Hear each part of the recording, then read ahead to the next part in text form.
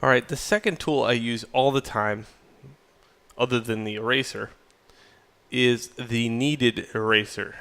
Or I call it the much needed eraser because, you know, you need it all the time. It's an artist joke, sorry. So kneaded erasers are basically a ball of clay that you can, you know, sculpt around. And what they do is they knock down values in your, if you get too dark in your values, the darkest points are always going to be the most interesting points in your drawing. Okay? So what I want to do is be able to knock those back and manipulate them at will. Okay? In Photoshop, there's not really a tool that does that kind of like this. I have to make it. And that's what I'm going to do now. Okay, so I have a few strokes out here based on my other tool, and what I'm going to do is make some really, you know, just I'm going to start sketching in here, and right now I'm not even developing anything. I just want to show you what that tonal range looks like by kind of scratching around.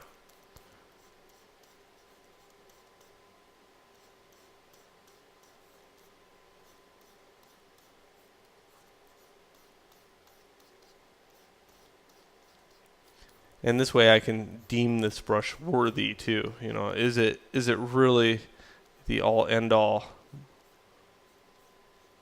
or do I need to work on it and resave it? Okay, good. Bunch of tonal values and really fine lines. So what I want to do is bring these all to the same value. I want them all this light shade of gray. Okay, so what I do here, I have a dodge.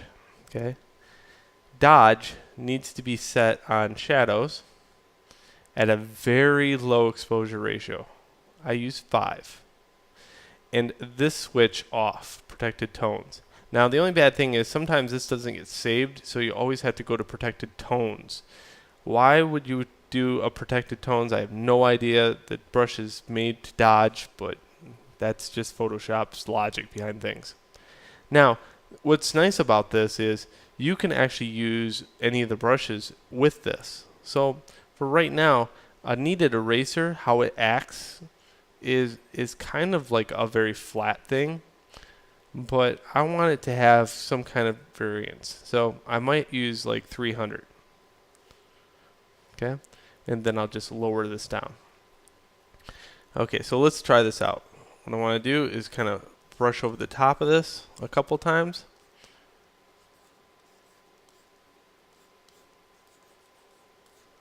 And you can see the tonal values just drop right off to light gray.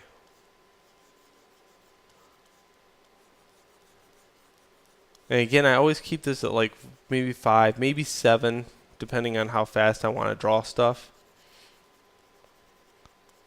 Like I'm feeling that's a little too much work right there, so I'm going to do 7%. And you can see, yep, cranks it right down. The one thing that you got to be wary of, sometimes it will grab the background properties and turn your background white, even if it's on another layer. Let's see if I can illustrate that for you. See, I'm dodging in this area of high black. How is it making white?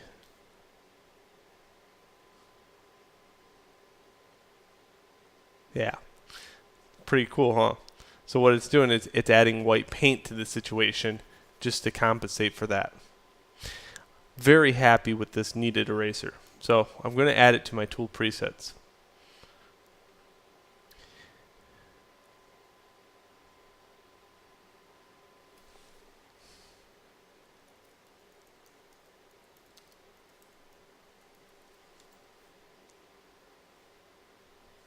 Okay, now when I switch to brushes, I get sketch brush.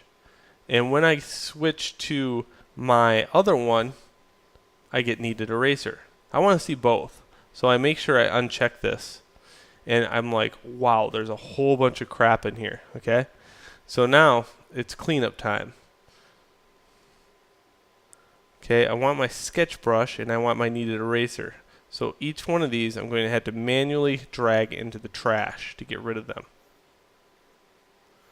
Is there an undo? Sure. There's a reset tool presets if you need it. Trust me, a lot of this stuff is crap anyway. Don't even worry about keeping it.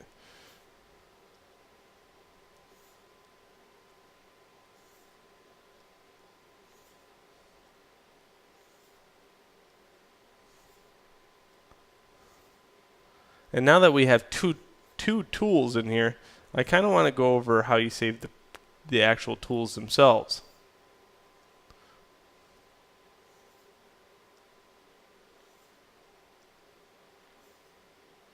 Okay, there we go. What I want to do is save these tools so they always load. So I'll go Save Tool Presets.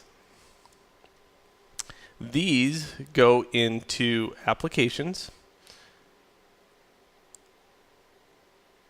Photoshop CS4, Presets, and down here you'll see Tools. I'll call these Sketch Tools. And hit Save. Wild, huh? Yeah, that was one of the clone stamp tool things that I just picked before I obliterated it. Alright, next, look at some more traditional media tools within Photoshop and how to produce them. Then I'll start showing you how to draw.